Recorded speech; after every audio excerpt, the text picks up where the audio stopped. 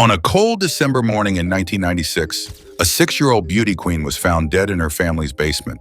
For decades, rumors swirled. Was it her parents, her brother, or someone else entirely? Now, thanks to advanced DNA testing and long-ignored forensic evidence, the case has taken a shocking turn.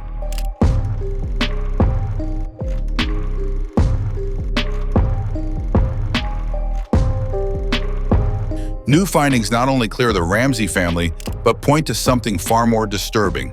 A likely intruder, still unidentified, who planned everything. From stun gun marks to unknown male DNA, the truth is emerging, and it's worse than the tabloids ever imagined. This isn't just a cold case, it's a cautionary tale. December 5th, 1945. The day started with no indication that anything was out of the ordinary. At 2:10 p.m., Oshtibume Avenger torpedo bombers lifted off from Naval Air Station Fort Lauderdale. The flight was led by Lieutenant Charles Taylor, an experienced aviator with over 20,500 hours in the air. His group of 14 trainees were taking part in a well-known training drill called Navigation Problem Number 1, an exercise designed to simulate combat bombing runs over open ocean. Conditions were moderate, no storms were on radar. The bombing run over the Hens and Chickens shoals went off without incident. Communications between the planes and base were calm and professional. Taylor's voice gave no hint of concern. At that moment, Flight 19 was just another formation of American aircraft doing their duty in the Florida skies. But soon after the bombing exercise, radio communications took a strange turn. Taylor called back to report that they could not see land. Compasses, he said, were malfunctioning. Though he insisted the instruments were working, they were giving readings that didn't match the horizon. "We don't know where we are," Taylor said. "We must have gotten lost after the last turn." For the men of Flight 19, the shift from routine to crisis happened in minutes. As they tried to reorient themselves, the skies grew more unfamiliar. What started as a standard drill was rapidly becoming something darker, a moment when training and experience could no longer find solid ground. The first signal of something being seriously wrong had surfaced, but what came next would raise the alarm even higher. As the minutes ticked by and confusion deepened, the squadron's voices grew sharper, more desperate. The Atlantic was no longer just water. It had become a maze. And soon the first real panic would echo across the radio waves. Panic over the waves. At approximately 3:30 p.m., Taylor's voice crackled over the airwaves again. Only now it was filled with tension. "We cannot see land," he said. "Everything looks strange, even the ocean." Other pilots joined in, reporting compass failures, inconsistent headings, and confusion over their position. The training squadron was completely disoriented. Despite Taylor's experience, his judgment appeared clouded. He oscillated between believing he was over the Florida Keys and thinking he had flown into the Gulf of Mexico. Radio logs captured moments of doubt. At one point, Taylor said, "I don't know where we are. We must have got lost after that last turn." His confusion radiated through the formation. As fear took hold, ground stations tried to guide the squadron home, instructing Taylor to fly west.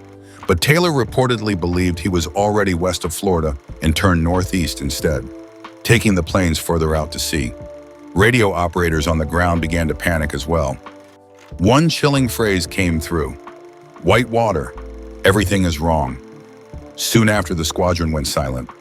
No more messages, no last words. 5 aircraft vanished from radar and radio, leaving behind nothing but a growing sense of dread. The Atlantic had swallowed them without a trace. As the final echoes of Flight 19 faded, a more urgent realization struck commanders. These planes were now low on fuel. The window for survival was closing fast.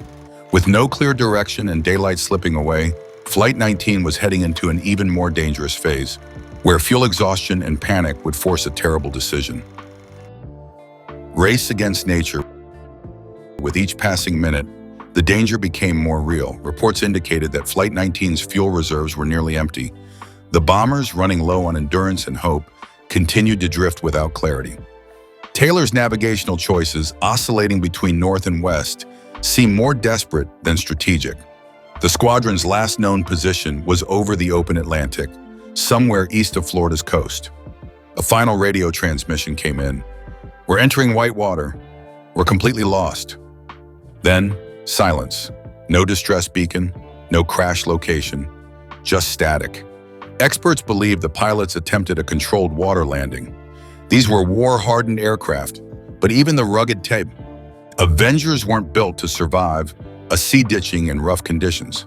The Atlantic was unforgiving that evening, with waves and wind likely sealing their fate within minutes. When the fuel tanks ran dry, the squadron was still hundreds of miles from shore. Somewhere beneath the waves, 5 bombers now rested, leaving behind one of aviation's greatest unsolved mysteries. As night fell, the Navy's worst fears came true. But in their rush to rescue Flight 19, they made a bold move, launching a massive search operation. What happened next only deepened the mystery, because just as they began searching for the missing planes, the ocean claimed another. The rescue mission would never return. Ransom note and rabbit hole of suspicions. That morning's discovery of a typed ransom note shifted the focus from tragedy to intrigue. The note, bizarrely demanding $118,000, ironically matching John Ramsey's end-of-year bonus, was written on Patsy's own notepad, stirring immediate suspicion. Investigators scrambled to analyze handwriting and typing, with FBI experts calling the findings inconclusive. Meanwhile, media caught wind and framed the note as damning evidence against the Ramseys, pushing public opinion toward their guilt. Digging deeper, investigators honed in on the family. Who would know that exact amount became the repeated question. The note's odd tone and specific demand raised suspicions, but nothing concrete. Patsy's handwriting didn't match, and John was quickly eliminated. Yet by then, the public narrative had shifted. The Ramseys were no longer victims. They were suspects. This growing suspicion led detectives to develop tunnel vision. They scrutinized every detail of the family's history, their friends, their habits. The Lucas family received unexpectedly intense attention, and rumors swirled of hidden secrets. The media relentlessly covered every misstep, often portraying the family in a villainous light. But while the focus stayed on the Ramseys, other leads slipped away. It wasn't until much later that investigators admitted that the crime scene had been mishandled from the start, and that sticking on one theory meant missing crucial evidence. With so much suspicion on the family, real clues lay hidden. Next, we turn to the signs of a possible intruder that investigators initially brushed aside. Ignored clues. Detective Lou Smith spotted something others missed: an open, broken basement window, complete with glass shards and a suitcase placed underneath like a makeshift step. This, he argued, wasn't staged. It was an obvious point of entry. Smith believed the intruder climbed in, disturbed cobwebs, entered the house, and moved down to the basement. Footprints found nearby added weight to this theory. But the police downplayed it all. They framed the broken window as nothing more than the family's staging. They claimed Patsy deliberately propped the window to support her abduction theory. While that idea made sense at first glance, Smith remembered that the cobwebs were broken away, not intentionally manipulated. Even more troubling, the suitcase. Found strategically under the window, investigators said it was misplaced during the panic. Yet Smith later pointed out that generous positioning didn't occur by accident. As suspicions about the window mounted, a key piece of evidence emerged that would shake the initial family theory to its core. Unexplained male DNA. A breakthrough came 2 weeks after the murder. DNA recovered from undergarments and fingernails belonged to an unknown man. By 2008, DNA testing conclusively excluded any Ramsey involvement. Yet again, investigators downplayed it, calling the scene too contaminated to rely on forensic evidence. But this ignored DNA remained vital. The fact that it was so clearly not Patsy's or John's suggested a stranger was present. Critics argued contamination might have occurred, but even those outlandish claims couldn't erase the undeniable fact: someone else's DNA was there. Still, Boulder PD resisted pursuing the intruder theory. Investigators said DNA wasn't proof, and focused instead on the already suspected family. With DNA pointing away from the Ramseys, another startling clue emerged, pointing to a method of control that couldn't have come from inside the family. Stun gun marks. By the autopsy stage, forensic coroner Dr. Michael Doberson noticed something that didn't fit the kidnapping feigning narrative. JonBenét's body showed two small, precise round marks on her cheek and back, consistent with a stun gun discharge. These weren't bruises or blunt force injuries. They were distinct electric burns, something almost impossible to inflict accidentally or self-inflicted. To test the theory, Doberson conducted pig experiments, applying the same stun gun and replicating the circular marks exactly. He concluded confidently that the injuries could only have come from a stun gun, not easily available to everyday homeowners, Doberson noted. That blew open the door on a possible intruder with specialized equipment, someone outside the family. Yet despite this clear scientific lead, Boulder PD labeled it irrelevant. Their stance? No proof the stun gun belonged to anyone besides Patsy or John. But unless the Ramsey parents had access to law enforcement-grade stun weapons, this theory points toward a stranger. What makes the evidence even more compelling is how stun guns incapacitate without leaving typical signs. Victims may collapse silently, dazed but not violent, fitting the ransom note theory of a kidnapping, not a murder. If a stranger used this tool to control JonBenét, it would explain why she was found dead but with limited struggle evident. And with the unplugged stun gun removed, few traces would remain. Yet those small circular marks stood out under microscopic examination. An intruder's stun gun signature marks fundamentally shift the story. It wasn't a family insider. Instead, someone else entered, subdued JonBenét, then left, or remained hidden.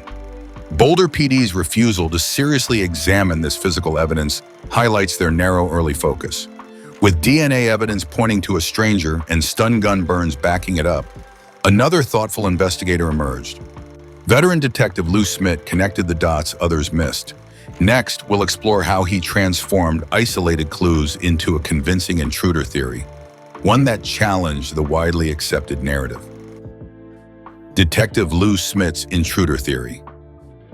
Veteran homicide detective Lou Smith wasn't convinced by the sensational family guilt narrative dominating the media. He examined the window, the suitcase, the DNA, then connected the stun gun marks into a coherent picture. For Smith, the broken basement window was not staged but a genuine entry point.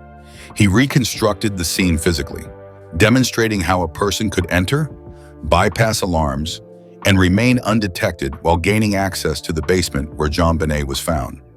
Smith also noticed items tied to an intruder kit, rolled duct tape, nylon cord, and evidence of stun gun use. None belonged to the family, and he believed they appeared too sophisticated for an amateur. In his words, it's pretty unlikely a loving mother keeps stun guns and tape hidden downstairs. He saw patterns of planning and coverage that did not align with a crime of passion or made-up ransom. By 1998, Smith had grown frustrated with the investigative limitations. He resigned, citing suppression of evidence. In interviews afterward, he criticized the department's rush to blame the family and expressed bitterness. They ignored the real clues. His step led to renewed public debate and drew attention back to intruder possibilities, something long dismissed. Smith's theory has enduring weight. It fits DNA, window entry, and stun gun data. It brings purpose and sequence to disparate clues. His stance not only defended the Ramsey family, but also recentered the focus on procedural integrity. With Smith's intruder theory illuminated, a chilling pattern emerged in Boulder, a near-identical attack on another young girl. Was this a repeat offender? That leads us to the next shocking connection, another disturbing assault 9 months after JonBenét's death, pointing to a possible serial intruder still at large. Secondary attack nearby. 9 months after JonBenét's murder, a young girl was targeted in a break-in on Boulder's outskirts. The intruder climbed through a second-floor patio door and left no trace. Thankfully, the girl escaped, but the similarity in method was chilling. The media largely overlooked it, but investigators and the Ramsey family saw it as a vital clue, a possible sentinel in a serial predator's pattern. Medical staff who treated the victim described signs of possible stun gun usage, dizzy sensations, mild marks, eerily similar to those found on JonBenét. The notes from this assault echoed the initial case. Minor force used, minimal struggle reported. Photographs showed the entry points, shattered glass, and displaced footprints, tactical signs consistent with the earlier crime scene. Despite this, Boulder PD made no significant FBI or state-level comparisons. No official link to the Ramsey case was pursued. It's almost unfathomable. Two crimes with overlapping MO in the same region within a year, and yet no serious effort to connect them. Even Louis Smith drew parallels. "This is no coincidence," he said. "It fits the POI pattern exactly." This secondary attack should have exploded the intruder hypothesis, but political pressures and tunnel vision overshadowed it. Investigators were unconvinced, locals were unaware, and victims were left questioning why one case overshadowed another. As the Ramsey investigation became a media bonfire, the surrounding culture of scandal and rumor stoked public fear. Next, we'll delve into how the media frenzy shaped public perception, often drowning out facts with sensationalism, and how that impacted the search for truth. Media frenzy and public scandal. Within days, the murder of JonBenét spun into national theater. Anchors and pundits dissected every detail. Her blonde curls, tiny pageant dresses, the bizarre ransom note. Talk shows speculated wildly. Were the Ramseys hiding something? Headlines lurched toward scandal, insider cover-up, or wealthy parents under scrutiny. The family, especially 9-year-old Burke, became collateral damage. Adults with no legal credentials formed opinions on TV. Patsy was painted alternately as hysterical mother or cold accomplice. John was alternately protective father and suspicious figure. Photographers clamored outside Boulder homes, helicopter shots provoked traumatized neighbors, and rumor became public truth. This obsessive coverage shaped collective belief. The narrative centered on one question: what don't the Ramseys want us to know? Meanwhile, credible leads, like DNA or stun gun evidence, were cast aside as inconvenient. Boulder detectives succumbed to public pressure, diverting interviews and resources toward damage control instead of crime reconstruction. In this swirling media storm, facts grew hard to see. Experts later noted how her thought process was hijacked by gossip, and legal analysts called it a trial by press. Journalists wielded clips out of context, guests offered no-proof conspiracy. And when truth finally came in 2008, the family had already borne decades of public suspicion. As media noise grew deafening, law enforcement took a step back and nearly lost the path to justice. Yet beneath the glare, hard science was quietly rebuilding the case.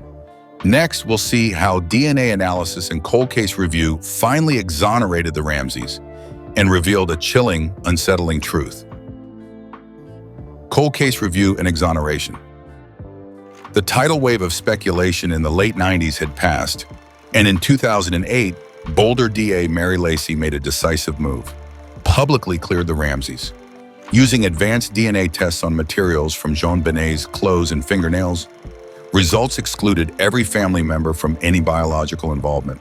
That shift started the long fight to correct public perception and move forward. In 2010, the case reopened formally. Detectives re-interviewed neighbors, re-examined the ransom note, reclassified leather boots, and duct tape evidence. Under new leadership, investigators tapped cold case experts and invested in cutting-edge tools like touch DNA and fiber analysis. John Ramsey began to cooperate, advocating for molecular genealogists to comb unknown DNA hits. Netflix's Cold Case, Who Killed JonBenét Ramsey, reintroduced audiences to the scene, but with data. It spotlighted lost records, a torn stocking, broken photo album, hidden footprints. It also detailed paths not taken in 1996, like analyzing basement dust for shoe patterns. With each procedural correction, doubt shifted away from family culpability. Today, John Ramsey works with Boulder PD, pushing for genetic genealogy to match unmatched male DNA. Though no suspect has been charged, the family's exoneration closed one chapter. But a new door opened, a more hopeful, scientifically driven one. With the Ramseys cleared, true suspects and procedures moved from rumor to roadmap. It's time to explore fresh ground. Male DNA, false confessions, and a chilling hypothesis about a real intruder still at large. New leads and confessions. After 2008, investigators uncovered letters pointing away from the family. One woman wrote implicating her ex-husband. John Mark Carr's confession made headlines until quickly debunked by DNA. Gary Oliva spun his tale and was dismissed. The back-and-forth cry of "I did it" eroded credibility, but also kept the case alive. During this time, authorities re-examined the intruder theory. They learned a 12-year-old assaulted nearby fit the basement profile. He'd bruised and taken items in a burglary, though never linked due to lack of DNA. That incident ran parallel to JonBenét's evidence at the window, in duct tape and stun gun ammo. Despite these developments, no match has been made between suspect DNA and evidence. Police emphasize they remain open to all credible leads: family, ex-spouses, neighbors, or unknowns. Each untested confession has provided more data. In the era of advanced genealogy, cold case DNA may finally offer a breakthrough. Today, touch DNA methods can detect skin cells once invisible to earlier science. With properly preserved evidence in Lafayette lab control, genetic detectives are closer than ever. Public trust has returned. No stone unturned, officials promise. The murder of a beloved child has not been forgotten. Even the best science can still falter if mishandled. Next up, how bias and investigative flaws cost precious clues, and why this case stands as a warning to all criminal procedures and law enforcement standards. System failures. The JonBenét case suffered from two major failures at the start: investigative tunnel vision and compromised physical evidence. Within hours of discovery, Boulder PD targeted the Ramseys. Over 10,500 leads were dropped as the focus narrowed, leaving fewer avenues explored. Major items, including the bowl of pineapple, bed linens, and clothing, were handled by family, not professionals. Some were lost or thrown out. 4 files vanished. When DNA finally excluded Ramsey's, only fragments remained. Missing fibers, unseen shoe prints, and contaminated swabs complicate new detection efforts. Each lost item is a lost chance at clarity. Procedural reforms now mandate early cold case consultation. Boulder developed protocols for crime scene preservation. Evidence labeling, chain of custody, forensic oversight, and outside review became standard. It's a reaction born from tragedy, but an improvement nonetheless. This failure in 1996 sparked reform. Multi-jurisdictional cooperation, DNA retention, and offender database integration now stand as safeguards. JonBenét's unsolved case is more than a mystery. It's a lesson in how lives, truth, and justice can be impacted by missteps. Finally, the truth emerges. Modern science is unraveling the cover-up of rumor and bias. With DNA, genealogy, and renewed searches, investigators may track a lone intruder who preyed on innocence. This conclusion goes beyond scandal. It reflects progress. Now let's ask, is the real story scarier than rumor? Keep watching, because the truth isn't always what we expect. In the nearly 3 decades since JonBenét Ramsey's death, her case has become one of America's most infamous unsolved crimes. But today we stand on the edge of a new chapter. One not built on speculation, but on science, transparency, and the tireless pursuit of truth. What began as a clouded and chaotic investigation is slowly transforming into something more definitive. Thanks to advances in forensic DNA technology and renewed investigative effort, the once dismissed theory of an outside intruder now stands as the most compelling path to justice. It's more than a change in the narrative. It's a reckoning. For years, the Ramsey family lived under public suspicion.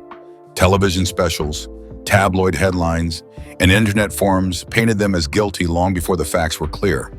But now, with DNA evidence that excludes every member of the family and points instead to an unknown male, those old accusations are being stripped away. The evidence exonerates the Ramseys, said former District Attorney Mary Lacey. That statement was once controversial. Today it's fact. But perhaps what's most disturbing isn't just the original injustice. It's the reminder that investigative bias can derail truth. The initial focus on the Ramseys blinded authorities to crucial signs of a break-in: a shattered window, a footprint, a possible stun gun attack. And as a result, a possible predator walked free. Tunnel vision cost us time and truth, said Detective Lou Smith, who believed from the start that the real killer came from outside the home. His words now ring more true than ever. As the case reopens with modern tools, touch DNA, genetic genealogy, and expanded criminal databases, hope for resolution feels closer than before. But this time it's not just about solving a crime. It's about restoring dignity to a family long vilified, and about learning from a system that failed to see clearly. JonBenét's story is no longer just a mystery, it's a call to do better. For victims, for families, and for the justice system itself. Her case still has unanswered questions, but the evidence now speaks louder than any rumor ever could. And in that, there is power.